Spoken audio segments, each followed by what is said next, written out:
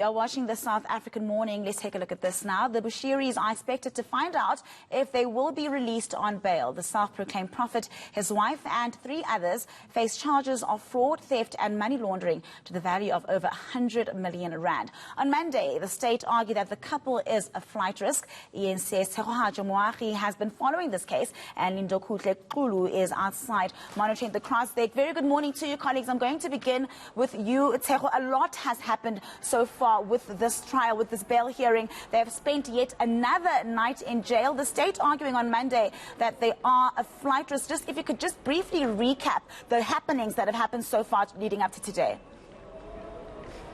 Well, good morning, Nandi. So, yes, as you mentioned, the state did say that they are a flight risk. This has been something that the state has said for the longest time since the bail application actually started about 2 weeks ago. And they were remanded at the Khosimampuru Correctional Center once again. Now, Nandi, on Monday in court, we heard that the state is concerned because they do have those passports. They've got about 3 passports. They also have a Malawian diplomatic passport. Each of them, actually, the Bushiri couple have got the diplomatic Malawian passport. So that is also quite concerning for them. And they are saying that even though those have been handed in to the investigating officer, if they want to actually go and leave the country, then they actually will. They will depart the country. So that is the big thing that the state has really mentioned.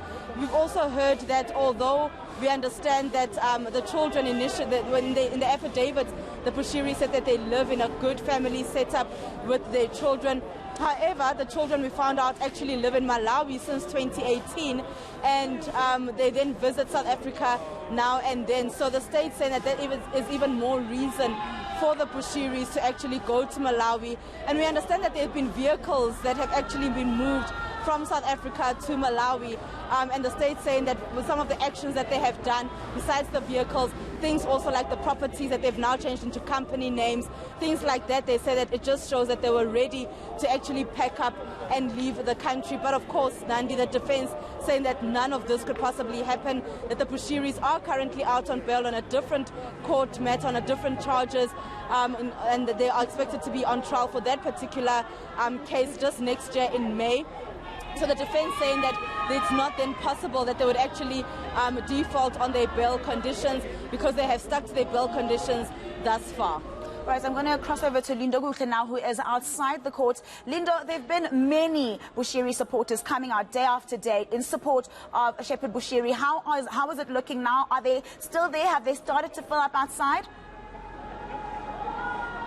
Well, Nandi, you are certainly right in saying that this particular bail application by the self-proclaimed Shepherd Bushiri has seen quite a huge support. And in fact, today there are huge preparations for exactly that as they are preparing to hear the bail judgment. But as you can see behind me, that Inyala signals that there is a heavy police presence outside here as they expect that this day is the day that all of these arguments had been culminating to. But Nandi, quite interestingly, today, out of all of the days, you can see that there is a barrier that has been created between the supporters as well as the court. And in fact, there's another one similar to that one. There's a police stationed outside the magistrate's court there, showing that they have prepared themselves for anything today. But of course, you will hear the sounds as some of the supporters are singing. And I'll ask Kamukhelo to just turn and show you some of the supporters that have gathered here. From as early as 6:30 in the morning, we've arrived here. Some of these people that are singing right now were praying outside here, and it seems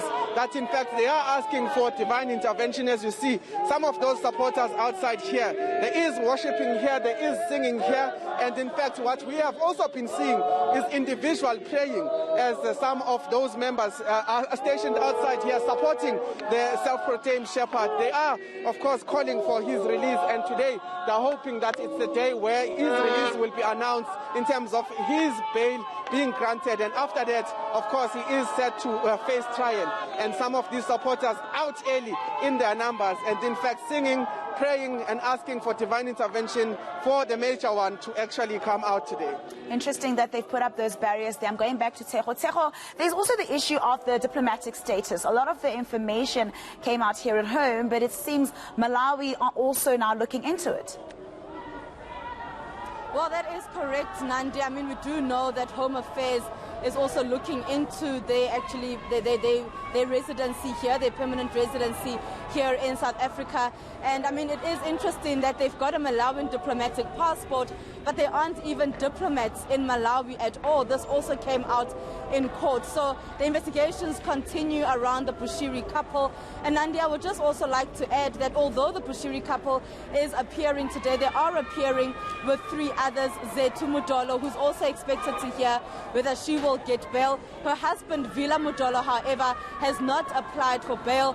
And the next one is also Landiwe Ntlokwane, who will also hear whether she will receive bail today. So the Bushiris, together with the 3 accused, really hoping for the best. And we understand, as Lindokuhle has mentioned, that the prayers are already starting here, the singing has already started, and we understand that this will obviously be going on throughout the trial. We do know that the magistrate mentioning to us on Monday that this particular bail ruling will be heard at about 10 o'clock today, and she did say that she needed a full day, which was then the whole of yesterday, to actually decide on her decision, to make her decision, and really just to gather and think about all the arguments that she has heard in court. Thank you very much, colleagues. We'll leave it there. Tshegohaco, Moagi and Lindokuhle, just following that Bushiri bail hearing.